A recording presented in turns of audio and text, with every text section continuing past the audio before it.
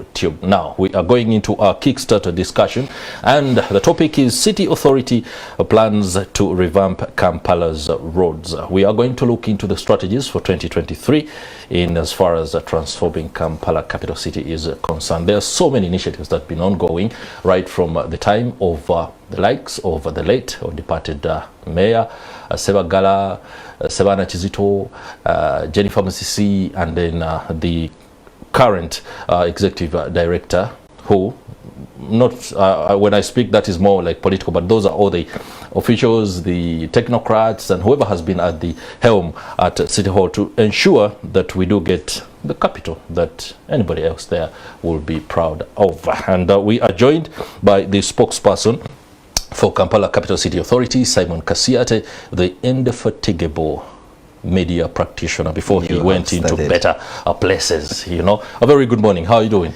Chris, good morning, and a warm good morning to your viewers, and a Happy New Year. Happy New Year. I think it's tomorrow that we stop saying Happy New Year. Why? Take us through that. Why? There has to be a time when you have to stop saying Happy New Year. And you've chosen that it's tomorrow. Tomorrow, Friday, the second Friday of the year. Second Friday of the year. Then stop. After that, what happens? No more programming. No more programming. All right. Talking about no more programming, you will want to know that Simon Kasiate is the pioneer host of the morning show on NTV. How was it during that time?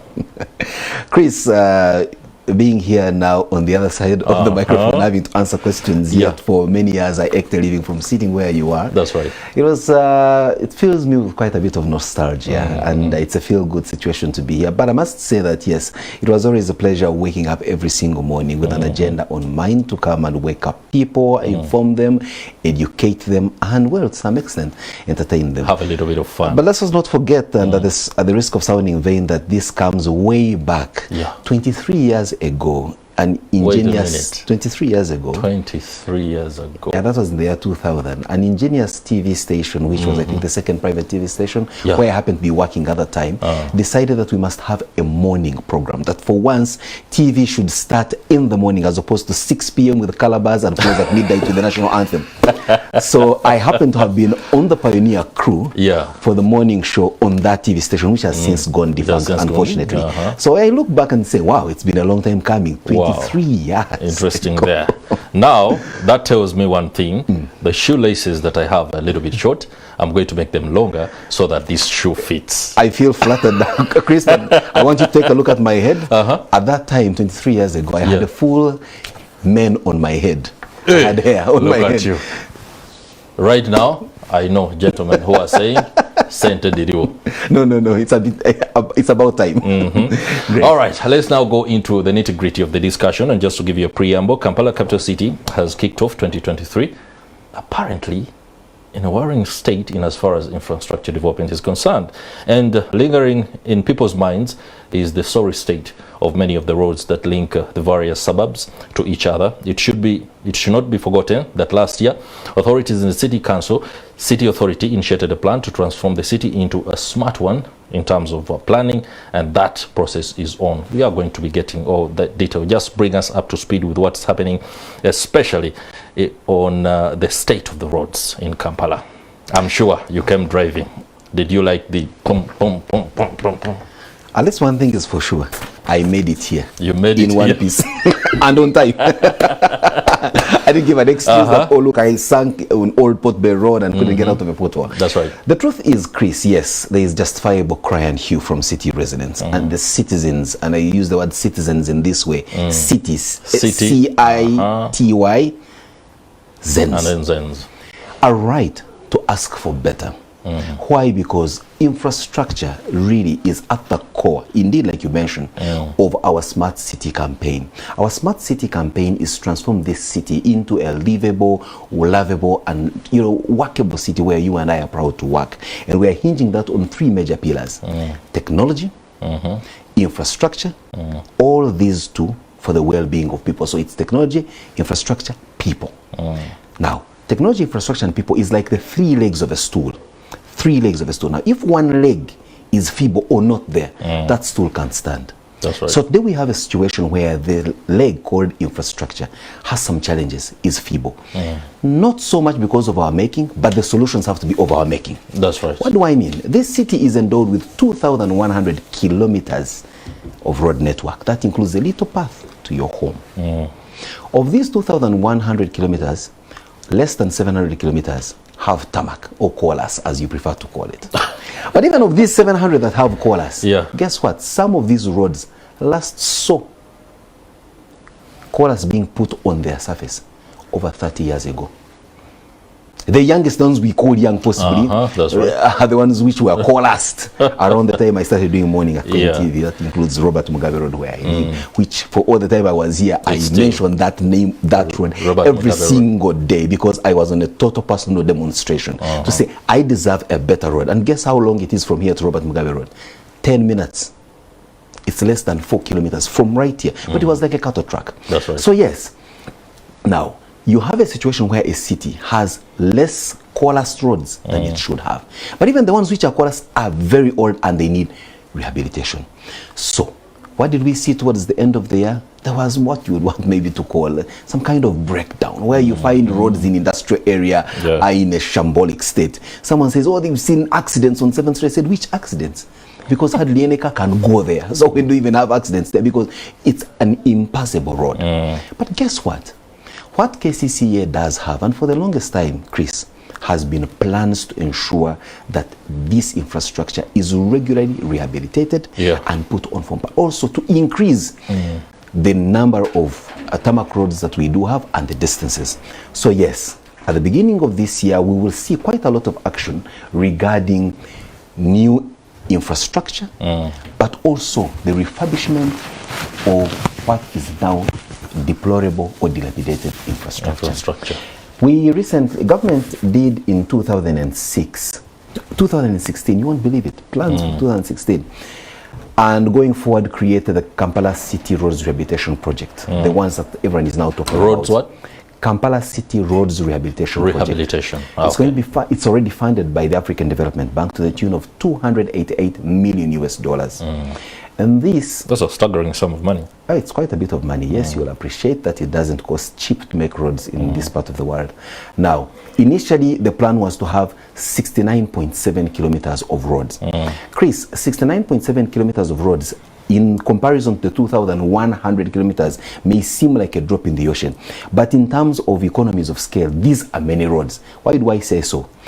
A road like the Winton Road, where I'm sure you very much frequent, is less than 0.4 kilometers. So when you have a place like the Winton Road with less than 0.4 kilometers, another road which is like the longest road we're going to repair under these circumstances, going to be 8 kilometers. So you will find that these are many roads scattered across the 5 divisions of Kampala. When do works begin? In February, because we've already gone through the rigors of procurement, we've gone through the rigors of design, we've gone through the rigors of indeed the displacement of some installations, if any, and also the compensation, if any. Now, what are we bestowing unto you, Chris, just to give you a bit of hope? That many of these roads that are currently in a very deplorable state, for example, Salama Road, I'm sure residents there are watching me and saying, Salama Road. We have such a road. You know? They won't believe what they will see after about 30 months when we begin work. After 13 months. 30, not 13. 30. Give and take. And I'll explain why it takes that long to make such roads. We are redesigning these roads to take care of the smart city aspiration that we have as KCCA. A road is not just coalesce, but it must have a pedestrian walkway so that you and I, once in a while, because of our lifestyle and the non-communicable diseases that we are at risk of, can at least take a jog on a city boulevard without having to compete with motorcycles, cars, and everything else on the road. That these roads must have drainages that are covered so that you and I do not have to break our limbs jumping manholes here and there. That these roads should be lit at night to look more like daytime, because we are in the city. The city must be alive both day and night. And we're also adding other social amenities on some of these roads. For example, roadside markets, because we know that there has to be commerce in the city. It has to be. But also, let me ask you, Chris, if nature's call attacked you somewhere on Prince Charles Drive in Colorado, what would you do? Be honest with me. That would be a disaster. Absolutely. You, Chris, will have to stand by a tree, look left, right, and center, open your zip, and use a and tree. Figure out whether I can afford the 50,000 fine. possibly you put it out of your hand, put it up on your, normally they do it, like, you put it up and then you urinate there. But supposing it was a long call. So now we are saying all our roads at least should be endowed with a public toilet within reach. So from this project alone, there will be 30 public toilets. Roads like Old Port Bell Road, which is now, single carriageway, will be a dual carriageway all the way from Mwanto roundabout up to the Port Bell Pier. So some of these roads are going to change in total shape. We're going to demolish most of these roundabouts because we've discovered that the roundabouts are major choke points in terms of traffic congestion. That's right. And also bottlenecks into the city. So many of them are going to be replaced with signalized junctions, as we see at the Golf Course Fairway Junction, so that it's a smart city. If I were you, Chris, I would go and stand at Grand Imperial or Kubiri or Morago and take a selfie at that roundabout, because not for long that roundabout will not be there. All right, interesting there. There's a lot that, of course, KCCA is up to when it comes to this particular plan. However, it also comes with the backdrop of concerns on the cost of these projects and inflated bills and entire cost. Just the other day, the Lord Mayor, in his natural steed, was up in arms against City Hall, saying that if, for example, I'll just quote the report here, the money that has been provided by the African Development Bank to the tune of just been talking about that 69 kilometers within that constitute the plan that is going to be rolled out. And at $1 trillion Uganda shillings, it translates to each kilometer being constructed at a whooping 14.1 billion Uganda shillings. The Lord Mayor was very categorical. He's like, if a kilometer is going to cost 14 billion Uganda shillings, what kind of road is this going to be? And that speaks to other aspects in the past that relate to inflated costs. I just described the kind of roads we're going to build. The Lord ones that have a public... I don't think he really dressed down the components of this project. I just did tell you that beyond putting coalesce on the road as you know it, these roads are going to have a lot more in terms of dressing. I described in greater detail the kind of road furniture we're going to have in terms of signalized junction, in terms of lighting. By the way, there's also an element of landscaping and tree planting. I did mention public toilets along the way. I did mention 6 roadside markets. There is also the component of bestowing out this system. This project is supposed to come with 50 eco-friendly buses. Forget this stuff you see around you. Simon. Yes, it's part of the project cost. So what? How many? 50 eco-friendly buses. Okay, will they be Kayola-like? Much better. But this is what happened. We were guided in terms of review when we had reviews with government, and the president said, look, why should this project import eco-friendly buses into our city when we have companies like Chira EV and others that are able to make these buses here? So what we're going to do, get this money meant to buy those buses and make more roads. So we have added another close to 20 kilometers of roads onto the 69.7, and among them, you won't believe it, listen to this, Chris. Mpererwe, Chitezi Chiti, terrible cattle track. We have a fundamental strategic interest there because that's where our dump site is. That's where the dump so we are site going to tarmac that road and make it world class. There is this road, and this should excite you in knowing your political inclination. I have no political inclination on Old Chira Road for your at Kubiri Kamocha, going down the valley, come on, and going up. Now you know. Now you also know that from Chira Road Police Station up to the Kabira Junction, it's an incredible boulevard, dual lane and all that. But after Kabira to Ntinda, Victory Church around there, terrible. That's part of the addition. Between Ntinda, Kubitarawari, up to the Northern Bypass, Nderi, that is also going to be part of the road. So there is an addition close to 20 kilometers of road. How many now are we talking about? Now that's coming to 80 kilometers of roads. Now some roads are going to be dual, like I did mention, Port Bay Road. It's Old Port Bay Road and Spring Road is 8 kilometers. Doing that will bring it to almost double that. So in essence, this project is bestowing unto us not less than 100 kilometers of road. So our good Lord Mayor does pick total costs, $288 million US, and divided in simple arithmetic by 69.7. Of course, that's the result he got, but that's minus the consideration of all these other amenities that are on the road. Interesting there. That breakdown sounds and of course feels very good for a person sitting there coach at home, and they've visited Uganda, and they are like 2 weeks old here. For those that have been around, we know KCCA, just like all other government departments, have been up to a lot. And we are wondering, the nature, when you describe the infrastructure, it's as if for the last 20 years, what we've been doing is totally nothing. And this is the culture some people, you can excuse their discomfort with some of these products. And they're like, it is because we've had this, because Chris, so much has been explained. Because Chris, people are not honest to tell you of what they have now. In my local dialect, there is an adage that goes that there are those two things that are easily forgotten. Poverty and barrenness. When someone has for the longest time been poor and they eventually get money, they quickly forget the time they were in destitution. When someone has been barren for the longest time and they finally get a child at 50, they tend to forget the many years of their adult life in which they were struggling to have children. Ask any resident that lived on Kulambiro Ring Road, the dust factory of Kampala not long ago.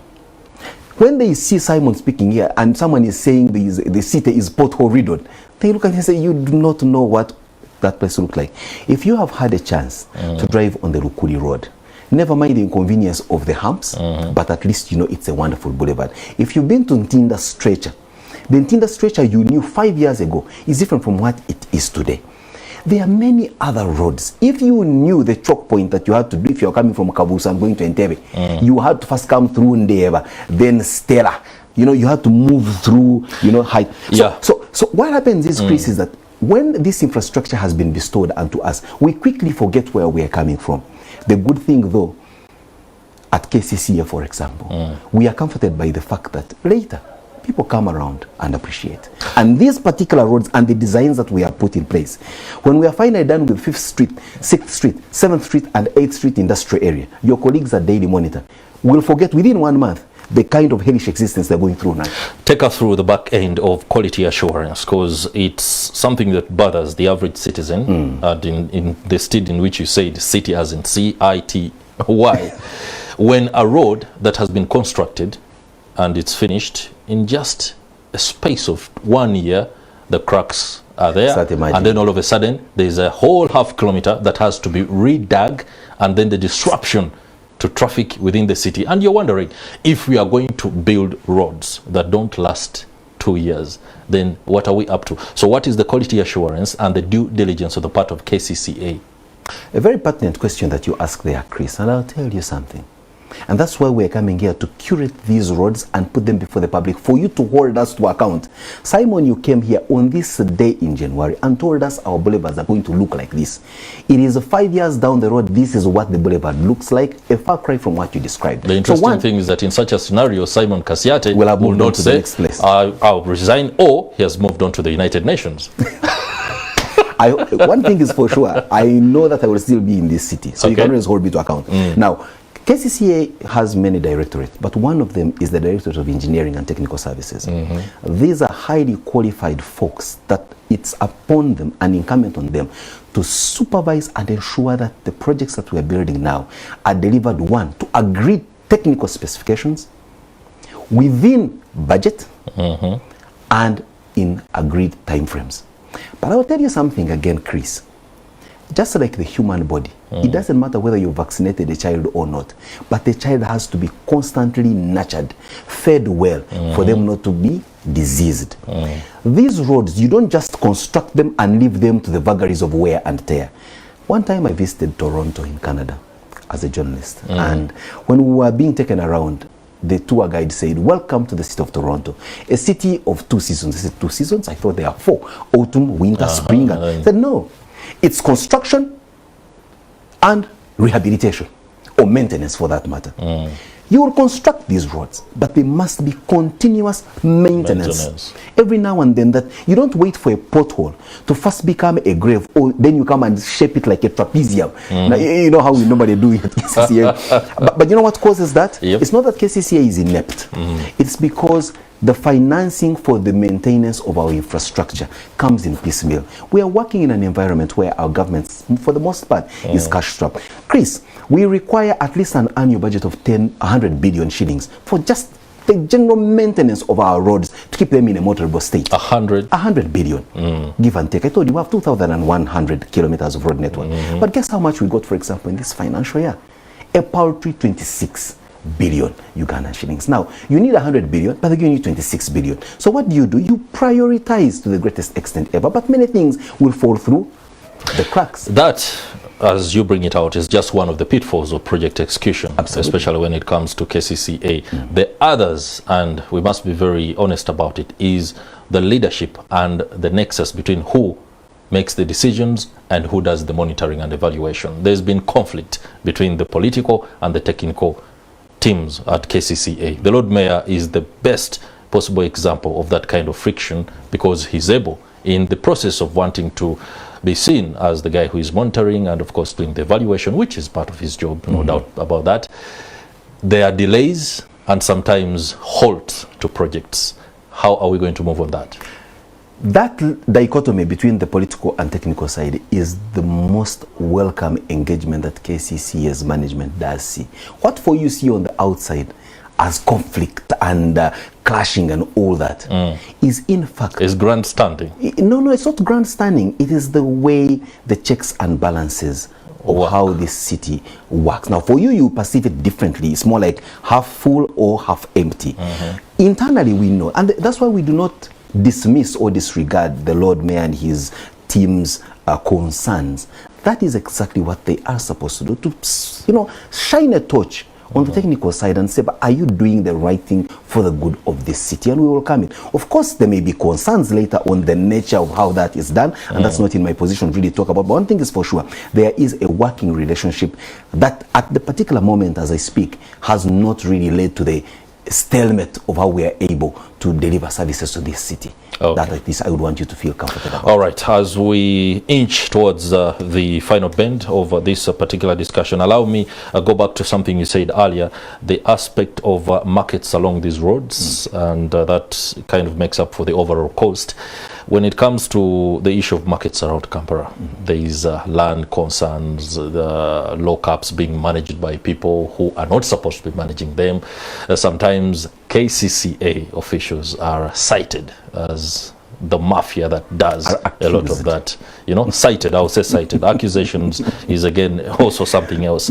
But within that context of things, the markets are good, no doubt. We've seen many of them. They are not occupied, and the dynamics are varied from the cost of the lockups to who is supposed to be there, to even the absurd nature of the average Ugandan. The cleaner the place, the more anxious they are to go there. Now, that's a mindset problem. It can always be addressed the other way.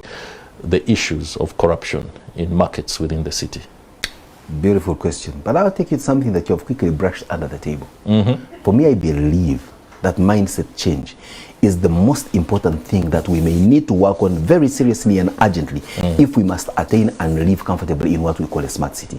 Chris, there is no way you're going to become a third world barbarian and expect to live in a first world smart city as an individual. Even if I got you, Chris, and put you in a building as beautiful as the Buckingham Palace, but you have Munachalo in you, you'll break the China cups, you will put graffiti in places you shouldn't be, you'll throw your clothes all over. So you must have a certain level of personal sophistication and appreciation of the nice things in Chibuga for you to appreciate and love our city that we live in. So mindset change is very important. I'll tell you one thing about markets.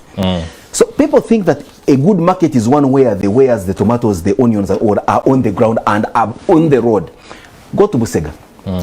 We recently, together with our partners, Ministry of Local Government, did bestow unto that place a state-of-the-art market. We are struggling to get those vendors in Busega, there at the roundabout, to occupy the market. Even if you give it them for free, no charge. In fact, I mean, the cost of being in there is almost gratis. But they want, the word, business, jikuba abantu mumaso. Let me be right there on the road. And they keep inching into the road. It's a mindset change. The customers won't come and find me on the second floor. No way. Customers will come to you when you have a good wear. You don't have to put it right in their faces. But that's the mindset change, and it will come forward. There are 16 markets. Address the issue of mafias managing these markets. In November last year, His Excellency the President did guide KCCA to say, look, time has come for you now to take charge of the government markets in Kampala. There are 16 of them. Why? Previously, I thought maybe the vendors, the market occupants would, within themselves, organize themselves through interim management committees and run the markets within their terms. But it has turned out that in there are people who are doing unscrupulous things, and they are charging exorbitantly and prohibitively. And that's what you did mention, that some lockups would go untouched, and there was a lot of stuff that was not going right. KCCA did welcome that guidance from the president. We swung into action almost immediately, and I'll give you a very recent case in point. Just yesterday afternoon, the executive director, Dorothy Kisaka, was in Owino Market once again to continue the reassurance of our people in these markets that one, KCCA is in charge, that number two, we are dealing with the management of the market to the best of the interest of the vendors. In other words, there will have to be proper sanitation in there. There is going to be affordable rates in terms of rents. There is going to be equitable distribution of the spaces, and there is going to be more other infrastructure. For example, like we know, we are going to flow it with pavers and put energy saving bulbs all over the place, so that the market can actually work 24/7. So there is quite a lot that we are doing in terms of building capacity in these markets, and we have the capacity as KCCA, and we will run them to the best way that we possibly can. All right, interesting to hear you. Very, very glossy about that. We are going to put you up. I love the way you throw out these objectives. All right, the issue of boda bodas and the stages, 445 gazetted stages across Kampala metropolitan area. The boda operators have their concerns, especially when it comes to who manages them and who rolls out the kind of policy. There was a time they were saying you are so out of touch with what happens in as far as managing these boda bodas is concerned, and all you are interested in are the statistics and the rollout of numbers. What is the latest on that streamlining process? One thing we all agree, Simon, Chris, and the boda guy watching me this morning, that's right, is that it's a long time coming to have the boda industry regulated. Which is not a hard thing. No. These guys have driving licenses. They don't. Most should have. No. When you purchase them, like all of us who drive our cars, and let's not even look at boda guys. Chris, for every 10 motorists, if we went out on the street right now and get your outside broadcasting crew to just stage at Ginger Road, for every 10 motorists, they stop and say, driving license? Have you been to driving school? One thing is for sure, the few that will have driving licenses will never have gone to driving school. They just picked it along the way. So we are people that do things back end. You buy a car, start driving it before you are proficient at driving. You don't have a driving permit. The boda guys, same story. They sell a piece of land, buy a two-wheeler on the road. Then they start sanitizing themselves along the way. When we carried out the census, 4,200 of them did come forward to be noted down in terms of being operational in this town. Over 80% of the 4,200, I swear to you, did not have riding licenses, and had never been to a formal riding school. They could not appreciate road signs and basic signals of traffic. Those are the people that are transporting our children, ourselves, our wives, and our merchandise in this city. Shouldn't this business be regulated? Why shouldn't it? You in NTV and other TVs in this country and radio stations, how come you have got Uganda Communications Commission to regulate you? How come the electricity sector has Electricity Regulatory Authority? How come schools have got the Ministry of Education? How come hospitals have got the Ministry of Health and the National Drug Authority to regulate how things are done? Why shouldn't that sector, that's very important for our well-being, that is appreciated, not be regulated? The contention is the manner and the politics in it. Exactly. Now the devil is in the details. But at least we agree that there should be regulation. Now we have been moving steadfastly and cautiously. You may say we are moving slowly as KCCA, but our motto has been we would rather err on the side of caution than just to go haphazard. The boda industry is a very sophisticated industry, Chris. If you want to test how sophisticated it is, get yourself a two-wheeler and park at any stage. You will realize that at that stage there is a very deep-rooted deep state, government, revenue authority. Deep state. Deep state. Yeah. That the kind of monies that are in there this boda industry generates a lot of money every single day. The sad bit, sadly, is that money does not find its way to the consolidated fund. It does not find itself to government, and yet these boda guys are asking for social services, which they are not paying for. They are putting their money in the hands of a certain cloud of people. And we are saying KCCA, as a manager of this city, must streamline this operation. And if there are any levies to be made, they must collect them and pass them on to the consolidated fund so that we're able to maintain and build new roads for these bodas to fly on. All right. The plan is clear, and of course the ambition can be felt. Thank you. And we are looking forward to be able to evaluate and monitor. I hope I can call you here within a space of 30 months, you said? And then we see how everything has gone. 30 months, now, Chris, that's too far. Please call me even next week. I'll be more than good. Next week. All right, 2023. Tell me. Apart from the infrastructure projects, a city has its social issues, the ones that define the DNA, the life of that city. Not far back, we had the City Carnival, and something people looked forward to at every end of year, to celebrate and also be able to bring the kind of atmosphere they see in Rio de Janeiro and other festivals, to also get this DNA. What is the DNA of Kampala's social structure? Let's agree on one thing, Chris. Kampala here, no matter our challenges, at least we are regarded as the party capital of the East African region. You know that our nightlife is bustling, it's blistering, and right now as I speak, there are people now watching us from happening places, having had a long night, and they're just retiring to their homes. And it's are just you a still in a happening place at this time? Get serious. Take a drive at Acacia right now, just not far away from here. So one thing's for sure is that yes, despite our problems as Ugandans, we know how to have a good time and recognize that. But as KCCA, we are not saying we want to deny you the opportunity to have a good time, but we are saying we don't have to believe in this adage that was around after COVID, where people would say, when the money you have cannot solve the problems you have, the problems that you have, eat it. We are saying the little money we have, rather than put it into a carnival now, let's fix the potholes. I don't want you, Chris, to break your leg in a pothole on the Winton Road at a carnival, and then you start cussing. No, Simon, can you imagine you throw a party? I want to disagree with that thinking and tell you that there is a lot that you can do on both ends at the same time.